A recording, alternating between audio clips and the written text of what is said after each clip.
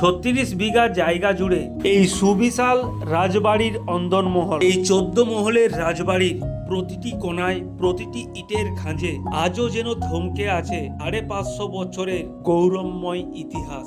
যারার এই নিস্তব্ধ প্রাসাদে আপনাদের সবাইকে স্বাগত। নমস্কার, আমি সৌরভ আর আপনারা দেখছেন এক্সপ্লোরার সৌরভ দাস। চলুন আজ উন্মোচন করা যাক যারা জমিদার বাড়ির গৌরবময় রাজকাহিনী।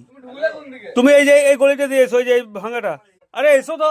আরে তুমি পুরনো রাজবাড়ি দেখতে এসেছো, এইগুলো দুদিন ভিতরে এলে না, তুমি কি করলে? এসো, আস্তে আস্তে এসো। আরে আমার 38 বছর বয়স আর তোমাদের এই অল্প বয়সে এগুলো ভয় পাচ্ছ। পুরো তো হরার সিন দাদা।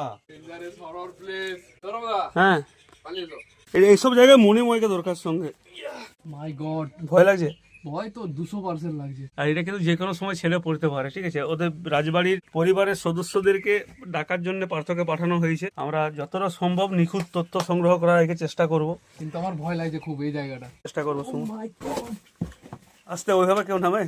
চলুন এবারে রাজ পরিবারের সদস্যদের সঙ্গে একটু কথা বলে জেনে নেওয়া যাক এই জমিদার বাড়ির গৌরবময় ইতিহাস। বাড়ির অন্দরমহল 36 বিঘে ওই এরিয়া। এরকম 14টা আছে, 14টা, যেটা ড্রোন থেকে যদি দেখাতাম হয়তো বুঝতে পারতেন। 30 বিঘার রাজবাড়ি, এত সহজে একদিনে তুমি এটা ঘুরে শেষ করে দেবে? বল বল। 12টা বলছিলাম না? হ্যাঁ, 12টা শিব মন্দির। এইটা তিনটে, এখানে তিনটে আছে, পর এই যে দুটো তিনটে, এই চারটে, ওইখানে একটা। আচ্ছা, তুই এই শিব মন্দিরগুলোর নাম জানিস?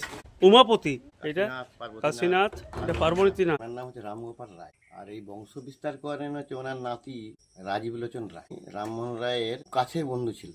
আপনাদের আদি আদি বাড়ি কোথায় ছিল, নিবাস? আমাদের আদি বাড়ি ছিল উজ্জয়িন। 42 পুরুষের কথা বলছি। তো ওখান থেকে আসে আমাদের পূর্বপুরুষরা হচ্ছে মুর্শিদাবাদ। আচ্ছা, মুর্শিদাবাদ থেকে বর্ধমান। ওটা কার আমলে? এই আলিমুদ্দিন? এইখানে যে বাড়ি হয়েছে মুর্শিদ কুলি খাঁয়ের আমলে, সেই সময়কার, মানে তখন কলকাতা ঠিক জন্মায়নি। আর এখানে শুটিং করে যে বলতে উত্তম কুমারের অ্যান্টনি ফিরিঙ্গি একটা গান হয়েছিল, কি করে বললি জগা যারার গোলক বৃন্দাবন। এছাড়া শিশুচন্দ্র মুখোপাধ্যায়ের স্বপ্ন নিয়ে একটা বই হয়েছে। এছাড়াও আর্ট ফিল্ম বা নানা রকম ফিল্ম টিম হয়েছে। আচ্ছা, এটা কি আপনাদের ওই বগরি পরগনার আন্ডারই পড়ে না? সেই সময়কার হ্যাঁ বর্গীয় পরগনার আন্ডারে পড়ছে। এটা কোন জেলার অন্তর্গত? আগে ছিল হচ্ছে হুগলি, বহু আগে, তারপর মেদিনীপুর হলো, তার পশ্চিম মেদিনীপুর।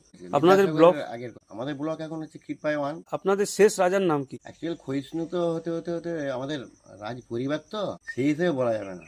এবারে যেটা হচ্ছে আমাদের ফ্যামিলি খুবই শিক্ষিত ফ্যামিলি ছিল বরাবর, আর এনারা হচ্ছে বিভিন্ন সামাজিক কাজের সঙ্গে যুক্ত ছিল।